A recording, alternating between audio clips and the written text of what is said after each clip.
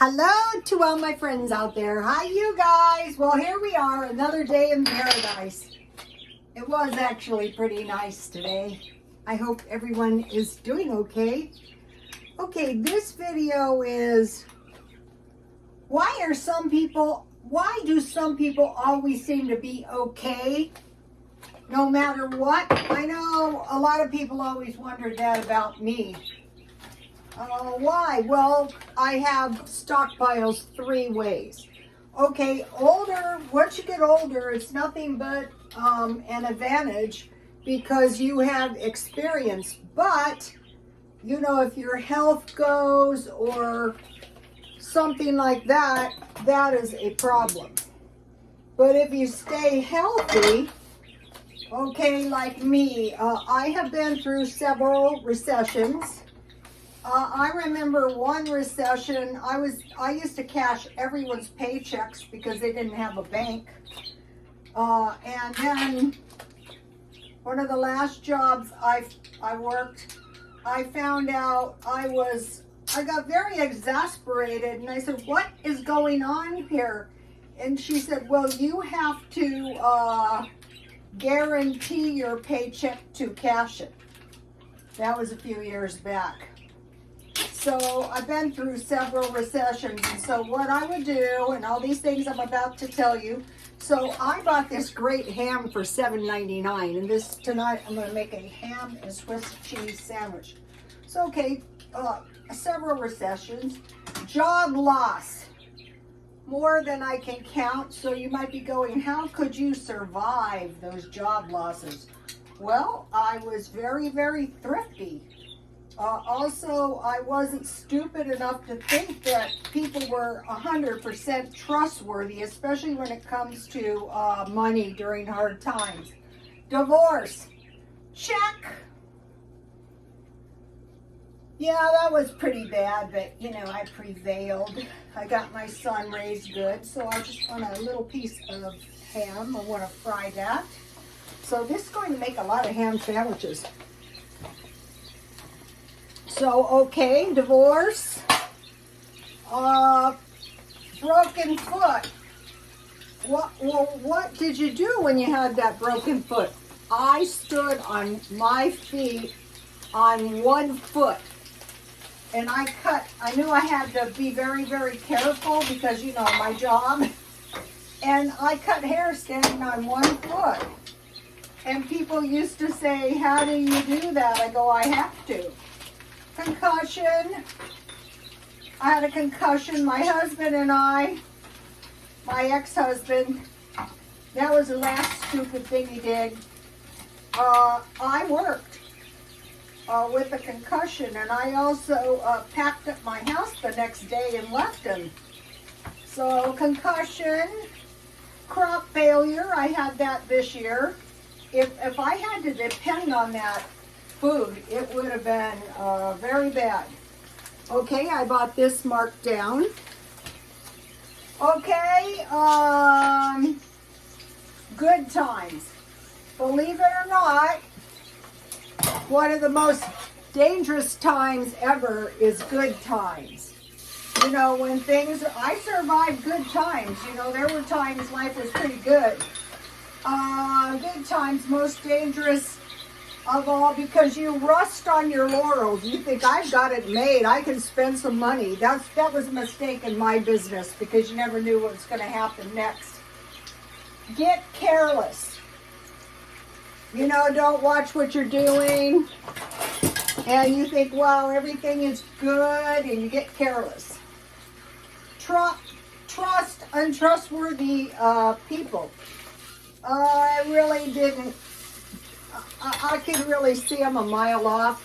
A lot of times it's not that you don't know they're untrustworthy, you just don't know what to do. So in every case, I would start drawing the money. Like when I divorced my husband, I drew all the money from every corner in that I could, not as fast as him. He had been divorced twice. That was a bad sign in the first place. Okay, work more, and so when you work like I did, what you do is you literally lose your life. because you're working, and then you are years down the road and you go, what life? Eat too much, don't take care of yourself. Okay, there's something that people were doing in California, and I kind of like this, but you know, it's really a bad idea. It was 0% interest on your house. So you were living in a $1 million house with a 0% interest loan, driving a lease car, looking good, right? But you were really, not hot snot in a Dixie cup. Okay, now, that's the micro world. So in every case, ooh, my hand looks good. Just start pulling your money in. At the first sign of trouble, I can really, okay, I want to just melt my cheese. I could really pull my money in. Now think about the major players in the world. Now we're going to think about the micro. Small countries versus large countries. Poor countries versus rich countries. Exports versus imports.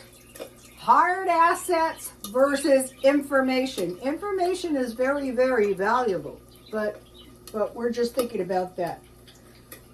Gold versus digital currency.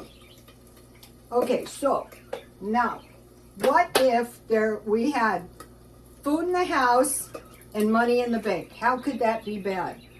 Now, Warren Buffett, who is pretty smart, says, don't bet against America. That is pretty good advice. Food in the house and money in the bank. Water, so I bought these big pieces of bread. I will be eating them. I also bought some keto bread. Okay, so I'm thinking about water. And then think about the Cold War. The Cold War was basically the U.S. against Russia. Now Russia is kind of moving around. I have mustard getting support from China and the Mideast, strengthening their position. So that we're not getting hysterical. We're just thinking about that. Oh, okay. Have a look at this.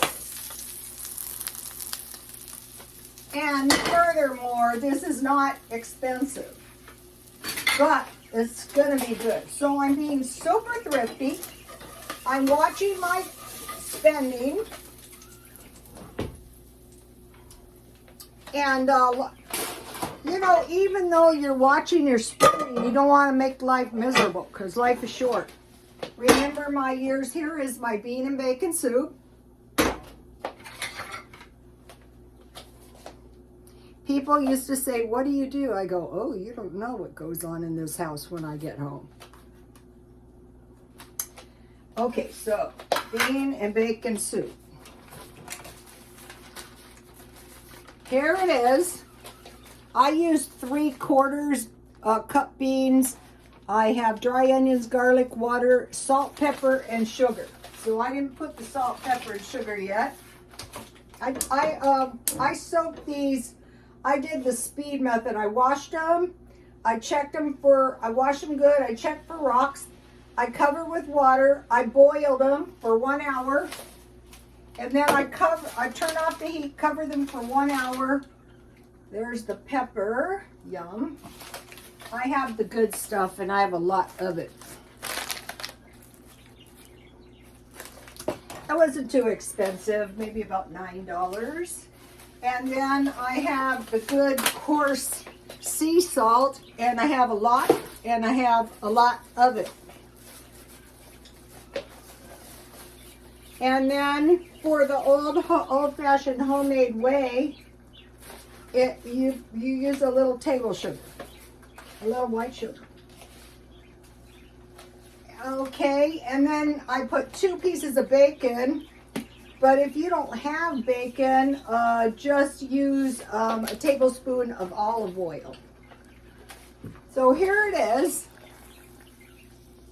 And this is enough for a little bowl tonight, and for, you know, I'll just eat it until it is gone. Okay. Here's the dry onions, and that's all that's in it. Salt, pepper, and sugar, water, bacon, and beans. That's 3/4 cup pinto beans. Smart and Final. Okay. Where's my bowls? I want to get some more of these little plastic bowls. I bought them at Walmart. They're great. They're the perfect size. So about a half a bowl is a cup. So here it is. In the bodybuilding way that I've been studying, your carbs are about 1 cup. Don't go overboard, but you need your carbs. So here we go. If you're a hater of pork, you can use any meat.